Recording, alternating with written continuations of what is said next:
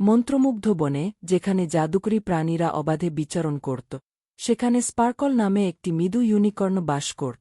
সদ্য পরা বরফের মতো সাদা কোট এবং সকালের শিশিরের মতো ঝিকিমিকি করে। স্পার্কল তার সদয় হৃদয়ে এবং যত্নশীল প্রকৃতির জন্য পরিচিত ছিল। এক রৌদ্রোজ্জ্বল সকালে স্পার্কল বনের মধ্য দিয়ে যাওয়ার সময়ে তিনি সাহায্যের জন্য একটি ক্ষীণ চিৎকার শুনতে পেলেন। শব্দের পরে তিনি একটি পতিত ডালের নিচে আটকে থাকা একটি তরুণ কাঠবিড়ালিকে আবিষ্কার করেছিলেন।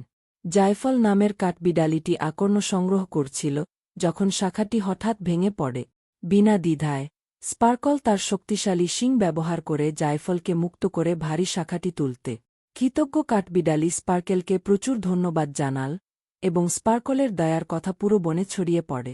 একদিন যখন স্পার্কেল একটি ঝলমলে স্রোতে বিশ্রাম নিচ্ছিল, তখন সে লক্ষ্য করল একদল প্রাণী কাছাকাছি জড়ো হয়েছে, চিন্তিত দেখাচ্ছে।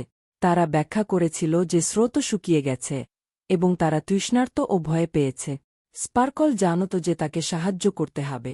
দৃঢ় সংকল্পের সাথে তিনি উজানের স্রোতটিকে অনুসরণ করেছিলেন যতক্ষণ না তিনি পাথর দ্বারা অবরুদ্ধ উৎসটি খুঁজে পান। তার শক্তিশালী জাদু ব্যবহার করে স্পার্কেল আলতো করে পাথরগুলিকে একপাশে সরিয়ে দেয়, জলকে আবার অবাধে প্রবাহিত করার অনুমতি দেয়। প্রাণীরা আনন্দ করেছিল এবং স্পার্কলের নিঃস্বার্থতার জন্য তাদের কৃতজ্ঞতার কোনো সীমা ছিল না।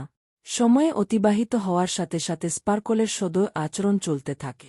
তিনি একটি হারিয়ে যাওয়া চৌবাচ্চাকে তার মাকে খুঁজে পেতে সাহায্য করেছিলেন, তিনি গল্পগুলি ভাগ করে নিঃসঙ্গ পেঁচাকে সান্ত্বনা দিয়েছিলেন এবং এমনকি তিনি বনের পথগুলিকে উজ্জ্বল করার জন্য ফুল রোপণ করেছিলেন।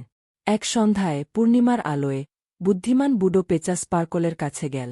আপনি আমাদের দয়া এবং নিঃস্বার্থতার প্রকৃত অর্থ দেখিয়েছেন, পেঁচা বল। আপনার কর্মগুলি এই বনে বসবাসকারী সকলের জন্য আনন্দ এবং আশা নিয়ে এসেছে। স্পার্কেল নম্রভাবে হেসেছিল, বুঝতে পেরেছিল যে দয়ার ছোট কাজগুলিও বড় পার্থক্য করতে পারে। সেই দিন থেকে স্পার্কলের হৃদয় আগের চেয়ে উজ্জ্বল হয়ে উঠেছে এবং মন্ত্রমুগ্ধ বনে তার উপস্থিতি প্রত্যেককে অন্যের যত্ন নেওয়ার গুরুত্বের কথা মনে করিয়ে দিয়েছে।